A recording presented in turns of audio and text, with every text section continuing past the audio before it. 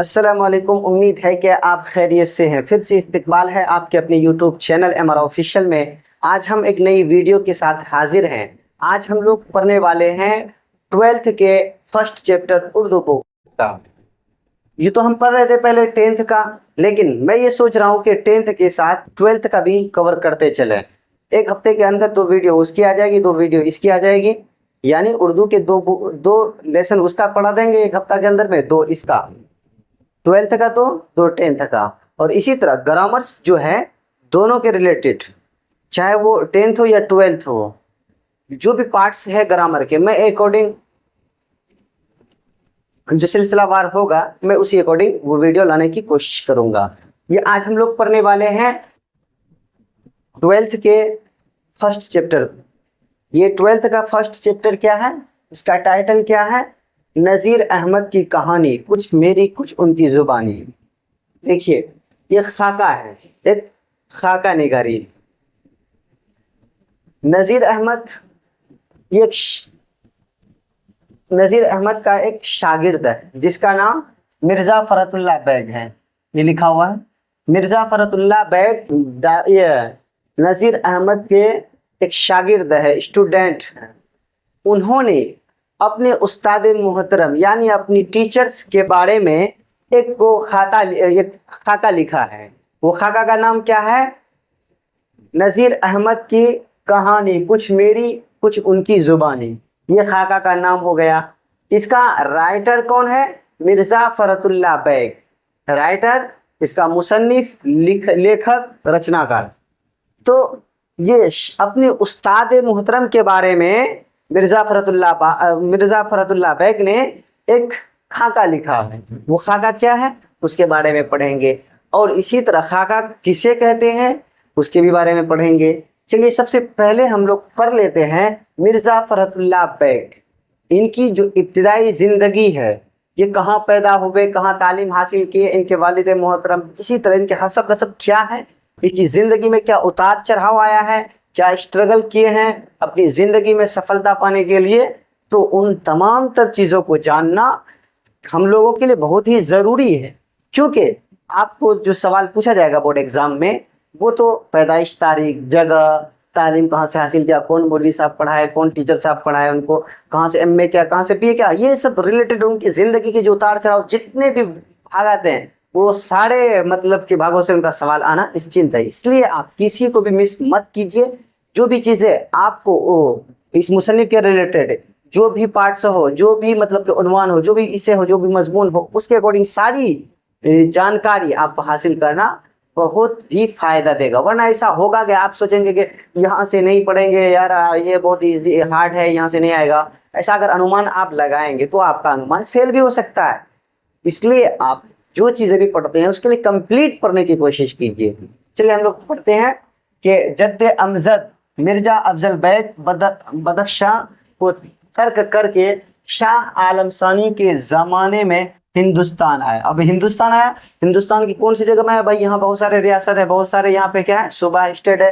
तो वो आया, दिल्ली आए और फौज में मुलाजिम हुए। यानी इसका मिर्ज़ा फ़रतुल्लाह बैग का दादा का नाम क्या है? मिर्ज़ा अफजल बैग। याद रखिएगा, परदादा का नाम है, परदादा का नाम मिर्ज़ा फ़रतुल्लाह बैग। ये जो है मिर्ज़ा अफजल बैग है। मिर्ज़ा फ़रतुल्लाह बैग का परदादा का जो नाम है वो मिर्ज़ा अफजल बैग है। और ये कहाँ को छोड़ के आएगा, किस जगह को छोड़ गया? तो बदख्शां को छोड़ करके, यानी तर्क करके आ गया। किसके ज़माने में आया, किसके पीरियड में आया? शाह आलम सानी के ज़माने में। कहाँ आया? हिंदुस्तान आया। कौन सी जगह पे आया? दिल्ली आया। और आकर के यहाँ फौरन वो किस काम को स्टार्ट किया, यानी वो मुलाजिम यानी जॉब होल्डर हो गए, यहाँ पर क्या करके काम करने लगे। चलिए, मिर्ज़ा फ़रतुल्लाह बैग के परदादा का नाम आ गया। परदादा का नाम यह है मिर्ज़ा अफजल बैग। बदख्शां को तर्क करके छोड़ करके आए, और कहाँ आए? वो दिल्ली आए। उनके परदादा का नाम पता चल गया। अब दादा का नाम क्या है उसका दादा का नाम है मिर्ज़ा अब्दुल्ला बैग। मिर्ज़ा अब्दुल्ला बैग उनके मिर्ज़ा फ़रतुल्लाह बैग के दादा का नाम है। परदादा का नाम है मिर्ज़ा अफजल बैग। चलिए आगे चलते हैं। ये पैदा कब हुए? ये पैदा हुए अगस्त 1800 1885 ईस्वी में पैदा हुए। एक कौल ये आया है कि 1883 में पैदा हुए हैं, लेकिन जो सही कौल है जिसकी तस्दीक खुद मिर्जा फखरुल्लाह बैग कर रहे हैं तो वो है 1885 ईस्वी में पैदा हुए। मोहल्ला चूड़ीवालान दिल्ली में पैदा हुए। देखिए इलाका का भी नाम दे दिया गया है यहाँ पे, मोहल्ला चूड़ीवालान, और इसी तरह ये भी शो कर दिया मेन लोकेशन दिल्ली के अंदर वो पैदा हुए थे। ठीक है, आगे चलते हैं।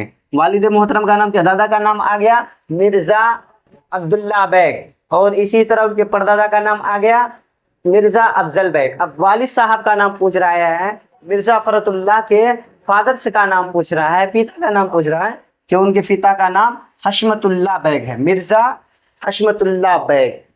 देखिए आपको ये पूछ लिया जाएगा सवाल में ऑप्शन दे करके कि हशमतुल्लाह बैग किसके वालिद का नाम है, वहां पे रहेगा गालिब, मीर तकीमी, और इसी तरह अल्ताफ हुसैन हाली, उसी तरह दे देगा मिर्जा फखरुल्लाह बैग। अगर आपको पता होगा जब भी आप जाकर के राइट आंसर चूज करोगे, इसलिए आपको जो भी हिस्सा जो भी बतलाया जाए यहाँ पे उनको आप कवर करने की कोशिश करें, नोट करें, इसी तरह आप उनको रिवाइज करते रहें। अगर आपको 99 नंबर लाना है उर्दू में, ठीक है, मैं ये हंस के नहीं कह रहा हूँ, मैं सोच रहा हूँ मेरे से जो जुड़े वो बेहतर से बेहतर मार्क्स हासिल करके अपने नाम को रोशन करें। ठीक है, चलिए वालिद साहब का नाम हो गया। वालिद मोहतरम का नाम क्या है, वालिदा का नाम अब जान लीजिए, यानी उसकी माता श्री का नाम तो मुशर्रफ जहां बेगम। देखिए एक चीज इनकी जिंदगी में क्या हुआ कि जैसे पैदा हुए मिर्जा फखरुल्लाह बैग, पैदा होते ही 10 दिन के बाद इनकी वफात हो गई। किनकी, उनकी वालिदा मोहतरमा की, यानी 10 दिन ही वो अपनी माँ के साथ रह पाए।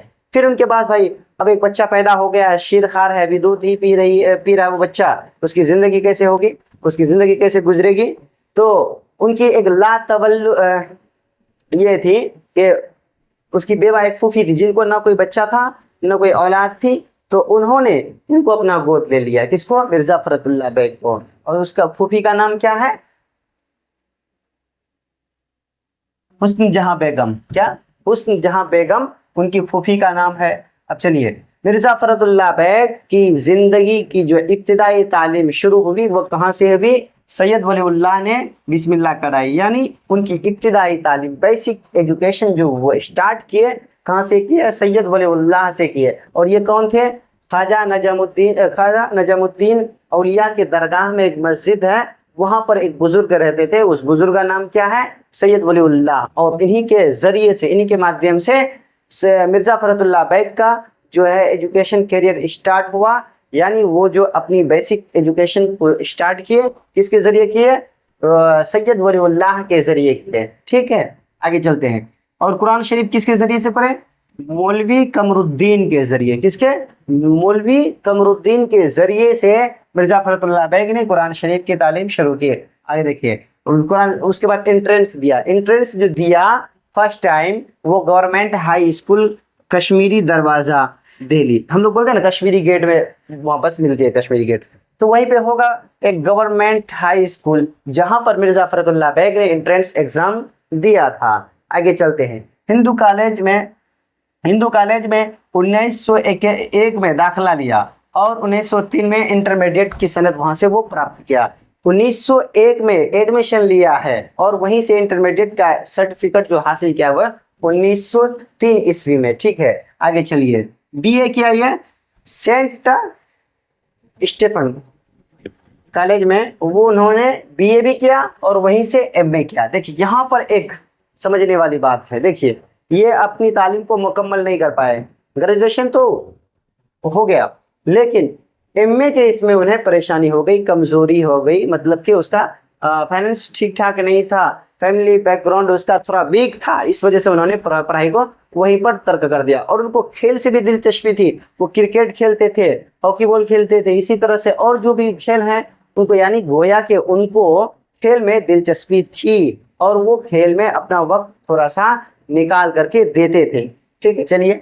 हाई कोर्ट में 1908 में मुतरजिम किसको बोलते हैं, ट्रांसलेटर को बोलते हैं। ठीक है, ट्रांसलेटर के काम को वो अंजाम देने लगे। वहीं पर जो है 1910 ईस्वी में जुडिशियल एग्जाम उन्होंने दिया। ये मतलब कोर्ट के अंदर कोई एक डिपार्टमेंट होगा जिसको जुडिशियल बोलते हैं, हमें उसके बारे में नहीं पता, लेकिन एक एग्जाम है वो 1910 में दिए थे, तो उनके बारे में किताब में दिया गया है। आप जाकर के मजीद मालूमात हासिल करने के लिए जुडिशियल के बारे में पढ़ कर के आप उनको अपने अंदर जगह दे सकते हैं। अगर आपको जुडिशियल के बारे में पता हो तो आप कमेंट में ज़रूर बता दीजिए, ठीक है। तलबे माश के सिलसिले में हैदराबाद आकर वहाँ एक स्कूल में अंग्रेजी के मुअल्लिम यानी English as a English teacher वो अपने करियर का शुरुआत किया। कहाँ? तलबे माश के जरिए में जब वो हैदराबाद आए, वहीं पर आकर के एक स्कूल के अंदर में एज ए इंग्लिश टीचर वो अपनी खिदमत की मतलब करियर का आगाज़ किया एज ए टीचर, ठीक है, इंग्लिश टीचर की हैसियत से फर्स्ट टाइम। पहले तो यह हमको पढ़ाना था, लेकिन यहाँ पर लिखने में थोड़ी गड़बड़ी आ गई है, तो आप इस लाइन को पहले लिख सकते हैं। चलिए आगे चलते हैं। 1939 ईस्वी में हाई कोर्ट के इंस्पेक्टिंग ऑफिसर बने और 1942 ईस्वी में उससे ओहदे से बर्खास्त हो गए, यानी उस ओहदे को सबकदोश हो गए। इंस्पेक्टिंग ऑफिसर वो कब बने थे? 1939 ईस्वी में बने और 1942 ईस्वी में उनको छोड़ दिया। चलिए एक ये अगस्त 1908 में, अगस्त 1908 में शादी की। देखिए इनकी शादी दो जगह हुई, मैं एक ही जगह हुई, दो बहनों से शादी हुई। पहला जो उसकी बहन की शादी हुई नसीमा से शादी हुई, उनकी मतलब कि वफात हो गई थी, जिसके कारण उनको अपनी साली से फिर शादी करना पड़ा। हमीदा नाम था, सुल्ताना नाम था, ठीक है, याद रखिएगा। इनकी पहली शादी हुई थी नसीमा से, दूसरी शादी हुई थी हमीदा से। दोनों के इसमें टाइटल लगा हुआ है आखिर में सुल्ताना। इससे आप अंदाजा लगा सकते हैं कि ये दोनों बहन भी होगी शायद, या एक ही कबीले से एक ही गोत्र से हो गए।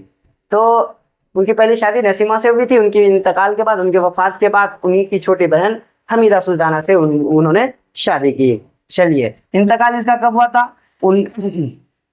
27 अप्रैल 1947 ईस्वी में। याद रखने का आसान तरीका 1947 ईस्वी, आपको तो 100% याद रह सकता है अगर आप कोशिश करेंगे, थोड़ा सा हिंट और इसको अपने माइंड में सेट कर लेंगे किसी ट्रिक के बुनियाद पर, तो आपको ये याद रह सकता है। कितना अप्रैल को? 27 अप्रैल 1947 ईस्वी को इनकी वफात हो गई। सराय इलाही चमन में इसको सुपुर्द खाक किया गया, यानी दफनाया गया। कब्रिस्तान का नाम क्या है? सराय इलाही चमन। अंजुमन तरक्की उर्दू हिंद का रिसाला, एक रिसाला था उर्दू से, मतलब कि एक रिसाला का नाम है अंजुमन तरक्की उर्दू हिंद का रिसाला, ठीक है। उसे उर्दू से वो एक शाये किया था खाका, 1927 ईस्वी में उसको शाये किया था। तबाह हुआ यानी तबाह हुआ, प्रकाशित हुआ। चलिए यहाँ तक बात क्लियर हो गई है, मैं थोड़ा पीछे से दोहरा देता हूँ। देखिए ये नज़ीर अहमद मिर्जा फरतुल्लाह के टीचर है, ये स्टूडेंट है। स्टूडेंट अपने मतलब कि टीचर के बारे में एक खाका लिखा है, लेकिन उस खाका के बारे में हम बाद में पढ़ेंगे। पहले आप ये जान लीजिए कि मिर्जा फरतुल्लाह बैग की जिंदगी के उतार चढ़ाव के मराहिल को किस तरह किताब में दिया गया है, उसका मेन पॉइंट आपके सामने यहाँ पर लाया गया है, ताकि आपके बोर्ड एग्जाम में जो भी पार्ट्स पूछे जाएं, आप वहाँ पर एग्जाम हॉल में दिन में तारे नजर जो आने वाला एक समा होता है, एक मंजर होता है, वो पैदा ना हो। क्यों? जब आपको याद रहेगा, जब आपकी तैयारी अच्छी होगी, तो आपको दिन में तारे कैसे नजर आएंगे? आप तो लिखते जाओगे, लेकिन आराम से लिखना है, क्योंकि अगर ज्यादा हड़बड़ी में रहेंगे तो गड़बड़ी हो जाएगा। इसलिए जो मेन पॉइंट है वो यहाँ पर रखा गया है। उनके परदादा का नाम क्या है? मिर्जा फरतुल्लाह के परदादा का नाम है मिर्जा अफजल बैग। बदख्शां को तर्क करके शाह के ज़माने में वो हिंदुस्तान आए। हिंदुस्तान में किस जगह? दिल्ली में आए, ठीक है, और फौज में अपनी मुलाजिमत इख्तियार की। दादा का नाम क्या है? मिर्जा अब्दुल्ला बैग। उनकी पैदाइश कहाँ हुई थी? महल्ला चूड़ीवाला दिल्ली में। कब हुई थी? अगस्त 1885 में। 83 भी दिया गया किताब है, लेकिन राइट जो है, जो बेहतर कॉल है, उनके अकॉर्डिंग मिर्जा फरतुल्लाह के खुद कह रहे हैं कि मेरी पैदाइश कब हुई थी? 1885 ईस्वी में। उनके वालिद मोहतरम का नाम क्या? फादर का नाम क्या है? पिताश्री का नाम क्या है? मिर्जा हशमतुल्लाह बैग, उनके पिताश्री का नाम है। वालिदा का नाम क्या है? मुशर्रफ जहां बेगम। देखिए वालिदा मतलब कि इस बच्चे की पैदाइश होते ही, मिर्जा फरतुल्लाह बैग की पैदाइश होते ही 10 दिन के बाद उनकी वालिदा का देहांत हो जाता है, इंतकाल हो जाता है, वो डेट कर जाते हैं। 10 दिन के बाद ही वो इस दुनिया को छोड़कर चले जाते हैं। उसकी एक बेवा जो है फूफी होती है। फूफी किसको बोलते हैं? पिता की बहन को फूफी बोलते हैं। हुस्न जहां बेगम को कोई औलाद नहीं थी, वो इनकी देखरेख कर रहे थे। और बेसिक एजुकेशन कहाँ से शुरुआत की थी? शाह वलीउल्लाह से। कुरान शरीफ मौलवी कमरुद्दीन के पास पढ़े और entrance exam government high school Kashmiri दरवाजा दिल्ली में दिए ये एंट्रेंस एग्जाम।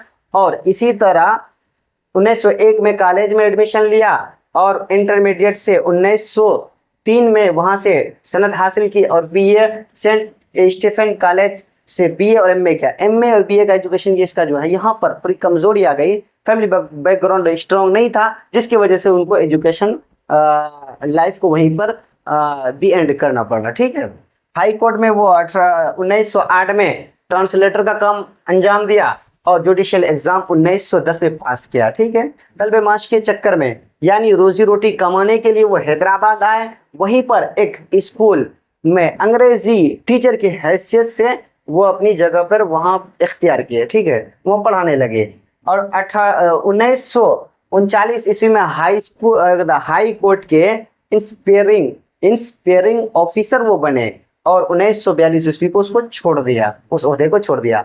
और वो शादी कब के? 1908 ईस्वी में शादी हुई उनकी। पहली शादी हुई थी उनकी किससे? पहली उनकी शादी हुई थी नसीमा सुल्ताना से, लेकिन उनकी वफात के बाद, पहली बीवी का इंतकाल के बाद, वो दूसरी शादी उसी की बहन हमीदा सुल्ताना से की है। उनकी इंतकाल हुआ 1947 ईस्वी में हुआ और उसका ये है महीना क्या दिया है? अप्रैल दिया है 27 तारीख। और सराय इलाही कब्रिस्तान का नाम है, वहीं पर वो मदफून है। और उनका एक रिसाला है उर्दू जुबान में, वो उनका एक खाका जो है शाये हुआ था अंजुमन तरक्की उर्दू हिंद का रिसाला, उर्दू से हुआ था। यह 1927 ईस्वी में ये तबाह हुआ, यानी प्रकाशित हुआ, पब्लिश हुआ, इसको शेयर किया गया। ठीक है, आगे चलते हैं। उनके कुछ खाका निगारी हैं, उनके कुछ मजानीब हैं, तसानीफ वगैरह है, वो आपके सामने मशहूर बतला देते हैं, ताकि अगर कोई किताब के बारे में दे दिया जाए कि ये किसकी किताब है, इसकी तहरीर है, रचनाकार कौन है, इसका लेखक कौन है, तो आप बासानी उसका जवाब सिलेक्ट कर सकेंगे। वरना ऐसा होगा कि आपके सामने वो ऑप्शन होंगे, लेकिन आप अगर पढ़े नहीं होंगे तो फिर उसको आप सोल्व नहीं कर पाएंगे, उनको हल नहीं कर पाएंगे। चलिए, दिल्ली का एक यादगार मुशायरा, कौन इसका लेखक है? मिर्जा फरतुल्लाह बैग। फूल वालों की सैर, कौन है इसका लेखक? मिर्जा फरतुल्लाह बैग। इंशा, कौन है इसका लेखक? मिर्जा फरतुल्लाह बैग। इसी तरह दीवाने यकीन। देखिए, अगर हम फास्ट पर आ रहे हैं तो आप स्लो मोशन में जाकर के वीडियो को क्वालिटी को सिलेक्ट करके आप देख सकते हैं। ठीक है, दीवाने यकीन, दीवाने नज़ीर, मेरी दास्तान, मेरी शायरी और मज़ामीन फ़रहत। देखिए, ये हम लोग के सवाल में इंटर में आया था। मज़ामीन फ़रहत कितनी जिल्दों में मुश्तमिल है? मतलब कि हाउ मेनी पार्ट ऑफ मज़ामीन फ़रहत। ठीक है, तो आपने सिलेक्ट करना है 7। 7 इज द राइट आंसर। इसका 7 हिस्सा है। ठीक है, चलिए यहाँ तक बात करें तो ये हो गई मिर्जा। देखिए, अब हम उस खाका के बारे में बतला देते हैं कि उस खाका में जो जिसका लेखक है मिर्जा फरतुल्लाह बैग और ये शागिर्द है। किसका शागिर्द है? नज़ीर अहमद का शागिर्द है। उस खाका का नाम क्या है? नज़ीर अहमद की कहानी, कुछ मेरी और कुछ उनकी जुबानी। देखिए, मिर्जा फरतुल्लाह बैग स्टूडेंट है किसके? नज़ीर अहमद के। उनका एक फ्रेंड था, क्या नाम था उसका? नाम मियादानी। मिर्जा फरतुल्लाह बैग और मियादानी दोनों फ्रेंड हुए और ये दोनों पढ़ रहे थे नज़ीर अहमद के पास। कब जाते थे वो? 11:30 बजे छुट्टी होती थी, 1:30 बजे उसके पास वो पहुंच जाते थे। मतलब दरवाजा जो ही खुलता वो जाकर के 1:30 बजे वहां पर हाजिर हो जाते। ये दोनों पढ़ने में थोड़ा शैतान थे। ठीक है, तो अपने मन से जितना, मतलब उस्ताद के सामने इतना मिलजुल करके रहते थे ना, तो इनमें कोई मतलब कि कोई भी सिचुएशन जब होता था वो उस पर हेजिटेशन नहीं दिखाते थे, बिल्कुल नॉर्मली जिंदगी गुजारते थे। तो मिर्जा फरतुल्लाह बैग की जो गलती होती थी वो एराब में, यानी जबर जेर पेश। अरबी में आप पढ़ेंगे एराब किसको कहते हैं तो वो वहां पर आपको पता चलेगा। मतलब आप इसको नॉर्मली यूं याद रखिए कि जबर जेर पेश को एराब कहते हैं। ठीक है, फ्रेंड उनका एक था मियादानी। मियादानी की भी गलती होती थी, किसमें? मतलब कि वो शेर को जब पढ़ते थे ना, इस तरह पढ़ते थे लगता कि ये शेर नहीं है, ये नसर है। इसे है, एक मजमून है, उसको शेर को भी वो ऐसे मजमून पढ़ लेते थे।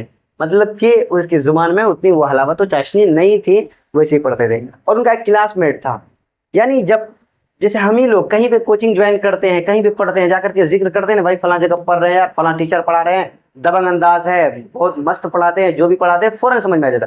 उसी तरह जाकर के वो अपने स्कूल में जाकर के तज़किरा किया, अपने साथियों के पास ये बात बतलाया कि भाई फला जगह हम पढ़ रहे हैं, फला जगह ये एजुकेशन सिस्टम लॉन्च किया गया है, फला टीचर है, बहुत अच्छी सी वहाँ पर तालीम दी जाती है। तो वो प्रभावित हो गया। कौन? मिस्टर रजा।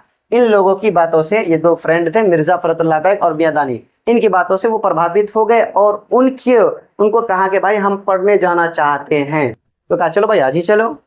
मिर्जा फरतुल्लाह बैग तो था ही जिद्दी, वो कहा भाई आज ही जाना पड़ेगा। वो कहा कि भाई ऐसा करो कि आज हम नहीं जा पाएंगे, तुम टीचर से मालूम करना, पहले टीचर का परमिशन होगा, टीचर की आज्ञा होगी तो हम जाकर के बाद में जाएंगे पढ़ने के लिए। कहा नहीं आज ही जाना पड़ेगा। वो कहा नहीं भाई हम शर्मीला, थोड़ा वो शर्मीला था मिस्टर रजा, तो वो पढ़ने नहीं गया। सोचा था एजुकेशन टीचर का अगर ऑर्डर हो जाए तो बेहतर रहेगा, इसलिए वो परमिशन मांगने के लिए पहले उनको कहा। जब वो आकर के अपने उस्ताद के सामने जिक्र किया तो उस उस्ताद ने कहा कि तुम उसको लाए क्यों नहीं? कहा ठीक है कल लेकर के आएंगे। फिर वो लेकर गया उसको पढ़ने के लिए। ये भी जो पढ़ने के लिए गया, मतलब कि ये इन दोनों से ज्यादा चौपट था। तो वो टीचर क्या कहे, मिर्जा फरतुल्लाह ये नज़ीर अहमद इनको कहे मिस्टर रजा को, भाई तुम ऐसा करो कि पास में एक जगह और कोचिंग चलाई जा रही है, तुम वहाँ पहले पढ़ लो कुछ दिन, तुम्हें समझ में आ जाएगी बातें, तो तुम आकर के उसके बाद मेरे पास पढ़ना। फिर वो उस बेचारे मिस्टर रजा को मतलब कि थोड़ी सी आर महसूस होने लगी, थोड़ा शर्म आने लगा। तो वो क्या किया कि छोड़ दिया पढ़ना। उसके बाद उसको दिखा ही नहीं, अपने साथियों को भी वो नहीं दिखता था, कभी कभी दिखता था, ठीक है, इसलिए वो पढ़ना छोड़ दिया। लेकिन सबसे जो मेन पॉइंट बात है मिर्जा फरतुल्लाह बैग के बारे में, तो वो हम आपको बता देते हैं। मिर्जा फरतुल्लाह बैग मतलब कि उनके उस्ताद नज़ीर अहमद साहब उनकी शरारतों से आजिज आ गए। एक दिन गुस्सा करके वो क्या बोले उनको कि तुम चले जाओ यहाँ से, नहीं पढ़ाएंगे, तुम जैसे शागिर्द से अल्लाह ही बचाए। लेकिन वो ज़बरदस्ती का नहीं जाएंगे, पढ़ के जाएंगे। उस्ताद भी इस तरह उनको भगाना चाह रहे थे, लेकिन नहीं गया। देखिए उस्ताद ये आजमाना चाहता था कि इस तालिबे इल्म के अंदर पढ़ने की कितनी मतलब के है तमन्ना है, पढ़ने की कितनी उमंगे हैं, उसको आजमाना चाहता था। उस्ताद खुद बात भी कहता है कि अगर वो आज हमारे पास से चले जाता तो हमेशा हमेशा के लिए उसका दरवाज़ा, मेरा दरवाज़ा उसके लिए बंद हो जाता।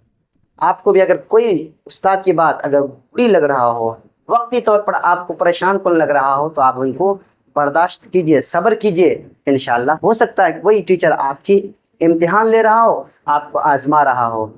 तो लास्ट में ये नज़ीर अहमद खुद अपनी ज़ुबानी कह रहे हैं कि अगर वो चले जाता तो फिर हमारा दरवाज़ा उनके लिए हमेशा के लिए बंद हो जाता, उनको यहाँ पढ़ने का और दोबारा मौका नहीं मिलता। इसे आप बेहयाई कहें, मिर्ज़ा फरतुल्लाह बैग का आप बेहयाई कहें या उनका शौक कहें, ये आप पे डिपेंड करता है। लेकिन मुझे जहाँ तक मालूम है, जहाँ तक मेरा दिल कहता है कि उनके पढ़ने का एक शौक था, एजुकेशन हासिल करने का शौक था। चलिए कुछ सवाल जवाब है उसको मैं हल कर लेता हूँ। आप किताब निकाल लीजिए और उसको जो मैं बताऊंगा राइट आंसर उसको आप सिलेक्ट करते जाइए, ठीक है। उर्दू का बाज़ाब्ता खाका कौन सा पहले शाये हुआ? ये डॉक्टर नज़ीर अहमद की जो आप पढ़ रहे हैं सिलेबस में है की कहानी, कुछ मेरी और कुछ उनकी ज़ुबानी। दूसरा है सवाल है उर्दू का पहला खाका कौन सा है? उर्दू का पहला खाका कौन सा है? मिर्ज़ा फरतुल्लाह बैग। उर्दू का पहला खाका निगार कौन है? खाका लिखने वाला कौन है? फरतुल्लाह बैग है। नज़ीर अहमद फरतुल्लाह बैग के कौन थे? नज़ीर अहमद के बारे में पूछा कि ये इसके दरमियान क्या रिलेशन है, ठीक है। ये तो टीचर थे, ये स्टूडेंट थे। तो नज़ीर अहमद फरतुल्लाह बैग के टीचर थे, उस्ताद थे। फरतुल्लाह बैग के साथ मदरसे में कौन था? मियां दानी था। कौन था? मियां दानी, उसका फ्रेंड था। ये लिख दिया ना मैंने, मियां दानी फ्रेंड था। चलिए आगे चलिए। फरतुल्लाह बैग के साथ वो मियां दानी था मदरसे में। नज़ीर अहमद का ताल्लुक किस सिन्फ से, मतलब कि नाविल से है? किस सिन्फ से? नाविल से है। फरतुल्लाह बैग और मियां दानी मौलवी साहब के पास पढ़ने क्यों जाते थे उनके घर, मियां दानिश और फरतुल्लाह बेग नज़ीर अहमद के घर, उस्ताद के घर क्यों जाते थे? इल्म हासिल करने के लिए जाते थे। ठीक है, इसी तरह आप मेरे साथ जुड़े रहिए। इंशाल्लाह मैं मिलता हूँ बहुत ही जल्द आपके साथ नेक्स्ट वीडियो में। Thank you.